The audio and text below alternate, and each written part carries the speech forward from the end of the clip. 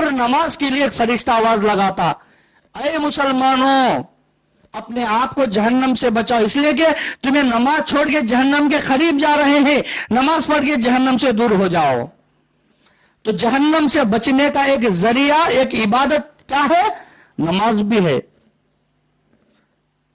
नमाज छोड़ के तुम जहन्नम के करीब जा रहे हैं, तुम नमाज पढ़ के अपने आप को जहन्नम से बचाओ। बोले क्यों? बोले अल्लाह तबारक व तआला कुरान मजीद में बयान फरमाते हैं कि जन्नत वाले तुम्हारे दुनिया में साथ में रहने वाले दोस्ता रिश्तेदार सब जो भी समझ लो कि ये लोग जन्नत में गए, ये लोग जहन्नम में जाते हैं। अब दुनिया में साथ में रहने वाले पूछते हैं, अरे हमें जन्नत में जाती ही, तुम्हें कहीं कुछ जहन्नम में जाती, जबकि दुनिया में हमें सब मिलकर थे। तो उनको पूछते, कौन पूछते?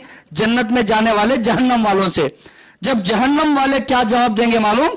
खालू लम नकु मिनल मुसल्लीन, तुम्हें नमाज पढ़ते थे, हमें तुम्हारे साथ में नहीं थे। बोलते क्या बोलते?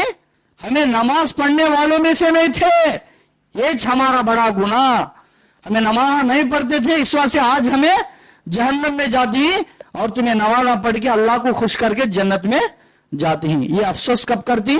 मरने के बाद आखिरत में करती हैं। इस वजह से अल्लाह ताला बोलती कि नमाज कायम करो, नमाज का कायम करना मेरे दिन के कायम करने के बराबर है।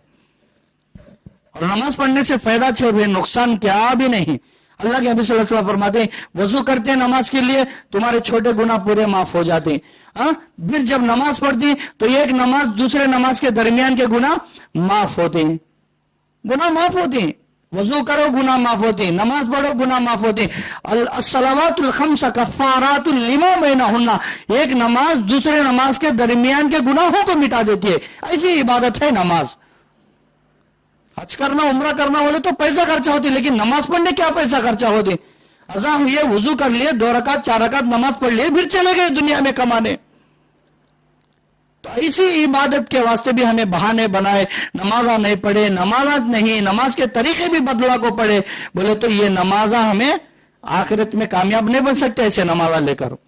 इस वजह से हम लोगों को चाहिए कि नमाजों की पाबंदी करें और नमाज ऐसी पढ़े जैसे अल्लाह के नबी ने उन नौजवानों को सिखाए कि मैं जैसा नमाज पढ़ा, मेरा जो नमाज का तरीका है वो तरीके से तुम नमाज पढ़ो, तब जाकर तुम्हारी नमाज भी अल्लाह कबूल करेंगे।